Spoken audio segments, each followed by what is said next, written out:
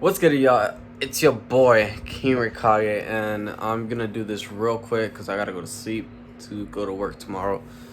First things first, match of the night has to go to Ricochet and Sheamus. They had a really amazing match. Totally enjoyed it. To begin, the Usos are like the best tag team in the world, and they said it themselves, and people might not believe them, but they are correct. They are the best tag team in the world. So funny how they introduced each and every competitor, because of course we were gonna have a fatal four-way to see who the next tag team is gonna be in line for a championship opportunity. And when I thought about it, I was like, oh, that's a good opportunity to introduce new people since the New Day are injured, half of them at least. So then I was like, okay, so I was thinking about the teams, but I couldn't remember. And then I realized the Viking Raiders were there, and I was like, okay. And then you could do some of the Los Lotharios. And then it dawned on me when the match started, and I was like, half of that Fatal 4-Way is not even a team, because Jinder and Sheer and Shanky are not a tag team. The tag team was supposed to be Veer and Shanky, and what you call it, Jinder was supposed to be like the main guy to go for a main title, maybe the WWE Championship, maybe the Intercontinental, or the US Championship. Now, I thought about it and I was like, okay, I guess. I mean, they could be a team, they could not. I mean, like, it's whatever. But then they gave me Cesaro and Mansoor, and I was kind of confused because at day one, Cesaro and Ricochet tag team, and now Ricochet's fighting Sheamus by himself, and I don't know what's going on. All I know is that there's no tag teams, and of course, they give it to the most credible tag team in the match, the Viking Raiders. So we're gonna have the Viking Raiders versus the Usos. I don't think they said if it was gonna be in the Royal Rumble or not, but I'm assuming it's gonna be at the Royal Rumble. But yeah, that was good. Aaliyah beat Natalya in like 3 seconds after Natalya tried to beat her up because of her Guinness World Record. So I'm guessing this is gonna be her first like feud. It's a good thing for both competitors because you give Natalya something to do, and you just have Aaliyah win, and eventually start building her up. And that's the main problem right now in WWE.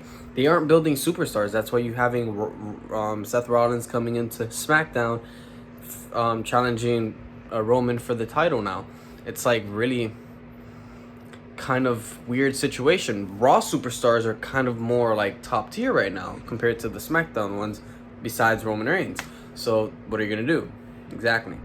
So then we had a segment with Sami Zayn, and he was going to jump over a ramp, and then he decided not to, and then he got attacked by Shinsuke and Rick Booz, which Rick Booz got a new haircut. Congratulations to him. He looks good anyway, but I mean, like, I would have kept the hair. I mean, it was kind of more of the rock and roll type stuff, but we'll see if it grows on me or not. But yeah, then we had Lita return. It was good seeing her. She got interrupted by Charlotte Flair. Then she decided to twist the fate her Charlotte Flair after Charlotte Flair started talking too much mess. And then eventually we got to our match of the night, which was Ricochet and Sheamus. And my cat's always going to try to make it inside the videos. So I'm just going to put him on there. So, Roman Reigns and Seth Rollins face off at the end. It was phenomenal. I lost my mind. I'm telling you, I lost my mind. Like, it was like so good that they were bringing back, the Shield stuff. There was a lot of Dean Ambrose in there. I was like kind of iffy if they were gonna cut him out or not, but then I was so happy that they didn't cut him out and they actually included him in there, because of course they do technically own the rights to the Dean Ambrose name, so they can technically do whatever they want. But it was good. I enjoyed it. The actual segment was entertaining. Roman Reigns said he was on God mode right now, that doing the Shield fist was beneath him. Seth hit him back with, you've always had help, either from the Shield, then you had a downfall by yourself. Of course, winning championships along the way, but eventually losing them and not maintaining yourself in the top. And then eventually you came up to the top when you started being with the Bloodline. and then he did it all by himself, but he was in the Authority, so I mean, like, kind of right, kind of not. They're both heels, so it's kind of interesting to see if the fans accept it. Right now, it looks like the fans are on Roman's side. I feel like Roman's going to retain, because if you're going to give the championship to somebody, if you're going to take the championship away from Roman, give it to somebody that's not already established. Seth Rollins has beaten Roman Reigns in all their title matches, like he said.